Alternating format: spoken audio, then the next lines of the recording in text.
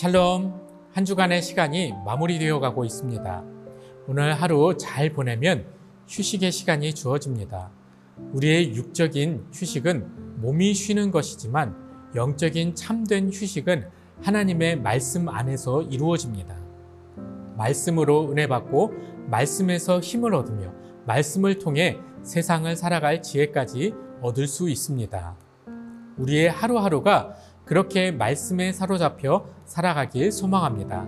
그러면 오늘 그 소망을 주시는 하나님의 말씀 함께 보겠습니다. 포도주는 거만하게 하는 것이요 독주는 떠들게 하는 것이라. 이에 미혹되는 자마다 지혜가 없느니라. 왕의 진노는 사자의 부르짖음 같으니 그를 노하게 하는 것은 자기의 생명을 해하는 것이니라. 다툼을 멀리하는 것이 사람에게 영광이거늘 미련한 자마다 다툼을 일으키느니라. 게으른 자는 가을에 밭 갈지 아니하나니 그러므로 거둘 때에는 구걸할지라도 얻지 못하리라. 사람의 마음에 있는 모략은 깊은 물 같으니라. 그럴지라도 명철한 사람은 그것을 길어내느니라. 많은 사람이 각기 자기의 인자함을 자랑하나니 충성된 자를 누가 만날 수 있으랴. 온전하게 행하는 자가 이이니라. 그의 후손에게 복이 있느니라. 심판 자리에 앉은 왕은 그의 눈으로 모든 악을 흩어지게 하느니라. 내가 내 마음을 정하게 하였다. 내 죄를 깨끗하게 하였다 할 자가 누구냐? 오늘 시대에 어느 문화나 보면 술에 관한 문화가 있습니다.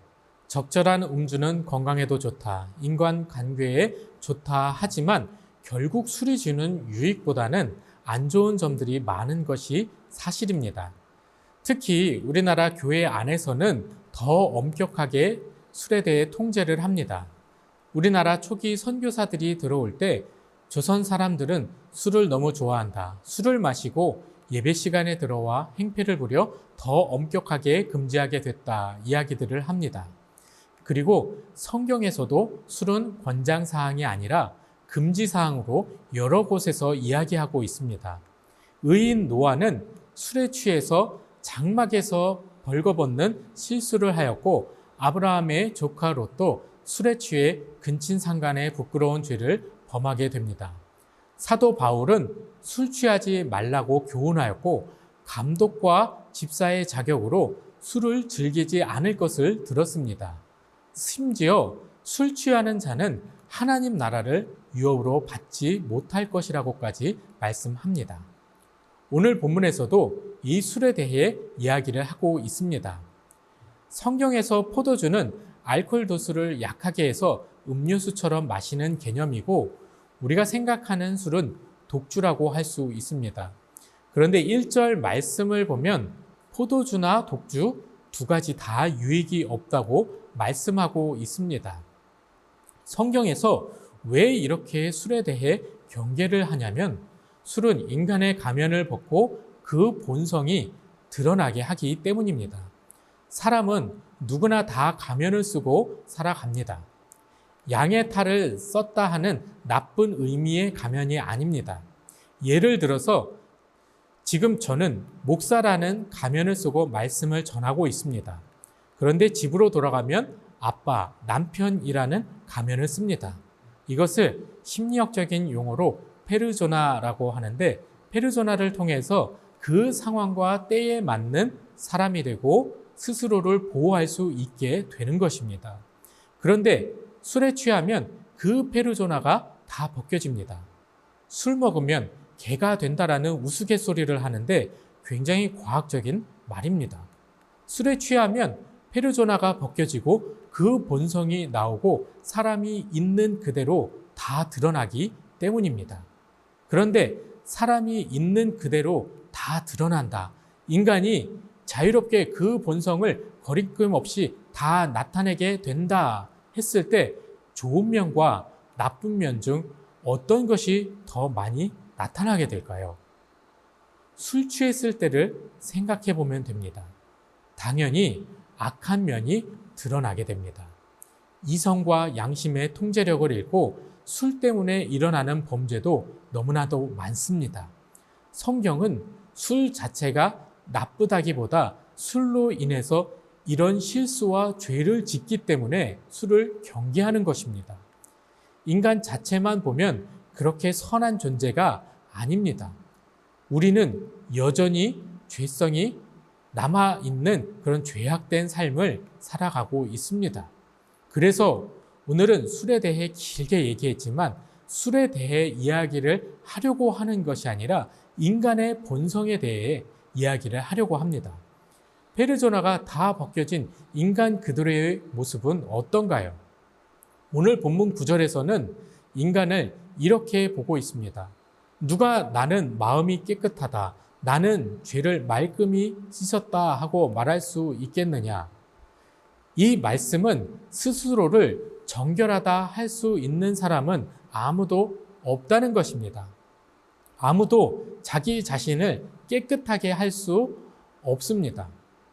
바울의 표현으로 본다면 의인은 없나니 하나도 없다는 것입니다. 인간 그대로의 모습을 볼 때 당연히 선한 것이 없지만 인간은 근본적으로 죄인입니다. 이것은 우리의 어쩔 수 없는 본성입니다. 아무리 많은 수행을 하고 도를 닦는다 해도 스스로 진리를 발견하고 정결하게 할 수 없습니다. 기독교에서도 세상을 떠나 수도원에서 믿음을 지켜나가던 수도사들이 있었습니다. 그들의 영성은 분명히 본받아야 하지만 결국 깨닫게 되는 것은 자신들이 죄인이라는 사실이었습니다. 우리는 절대 스스로 정결해질 수 없는 연약한 존재일 뿐입니다.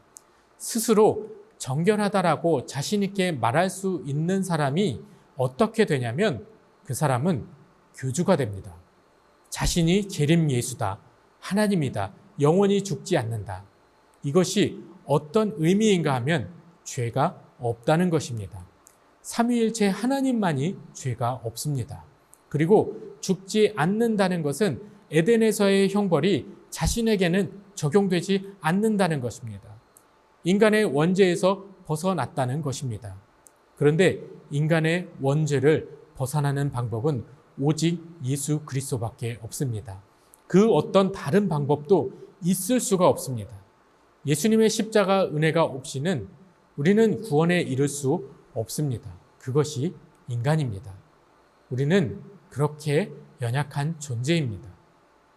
인간이 그렇게 작고 미약한 죄인이라는 사실을 아이러니하게도 성경에서 금하고 있는 술이 증명해주고 있는 것입니다.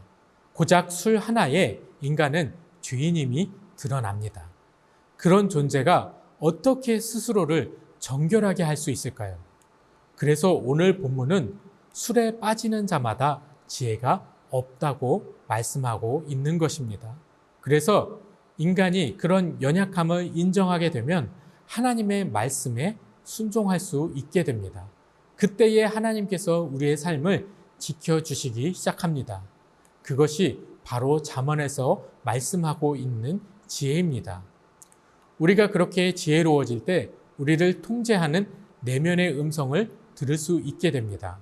5절에서 사람의 생각은 깊은 물과 같지만 슬기로운 사람은 그것을 길어낸다고 말씀하고 있습니다. 지혜가 내면의 소리를 듣게 하는 것입니다. 조금 더 정확한 표현으로 한다면 우리 안에 내주하시는 성령 하나님의 음성을 듣는 것입니다.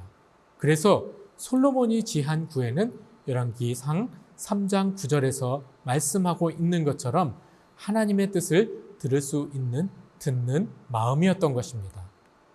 명철한 사람은 하나님을 경외하며 지혜를 얻은 자입니다. 지혜로운 사람은 하나님의 뜻을 들을 수 있는 마음이 있어 그 깊은 것을 길어낸다고 표현하는 것입니다. 사람으로서는 할 수 없는 것을 하나님께서 하게 하시기 때문입니다. 그래서 반드시 필요한 덕목이 순종입니다. 순종이 제사보다 낫다고 하고 순종은 믿음의 동의어처럼 쓰이기도 합니다. 많은 믿음의 인물들도 결국 사람입니다. 그들도 죄를 짓고 죄성이 여전히 남아있는 사람들입니다. 그런데 그들이 우리가 존경하는 믿음의 인물이 될 수 있었던 이유는 그 죄악과 고통 속에서도 결국 하나님 편에 서고 말씀에 순종했기 때문입니다. 그 순종과 겸손이 하나님의 뜻을 들을 수 있게 해주는 겁니다. 우리는 그렇게 하나님의 말씀을 들어야 합니다.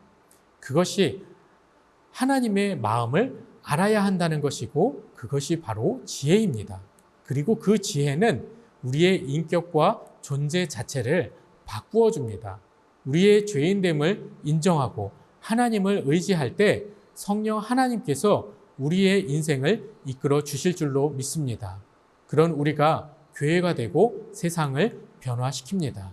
그 위대한 사명을 주신 하나님을 겸손히 의지하며 우리의 존재 자체가 하나님께 기쁨이 되는 주님의 자녀 되길 주님의 이름으로 축복합니다. 기도하겠습니다.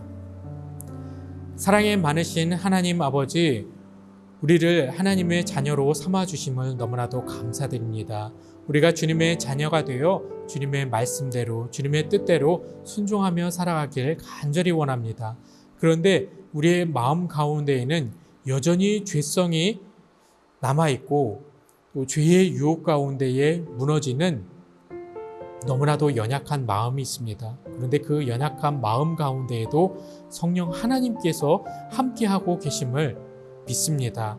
우리의 그 믿음 가운데에서 성령 하나님께서 그렇게 함께하여 주시기에 그 죄악들을 이겨내게 하여 주시옵시고 세상의 유혹보다 하나님의 말씀을 선택하게 하여 주시옵시고 말씀대로 살아갈 수 있는 결단과 용기를 허락하여 주시옵소서.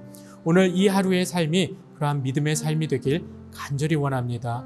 우리 마음 가운데 내주하시는 성령 하나님과 함께 걷게 하여 주시옵시고 성령 하나님과 함께 선택하고 성령 하나님과 함께 일을 하며 성령 하나님과 동행하는 믿음의 하루 될 수 있게 주님 축복하여 주시옵소서. 오늘 이 하루도 그렇게 은혜를 베풀어 주실 하나님 기대하오며 예수님의 이름으로 기도합니다. 아멘.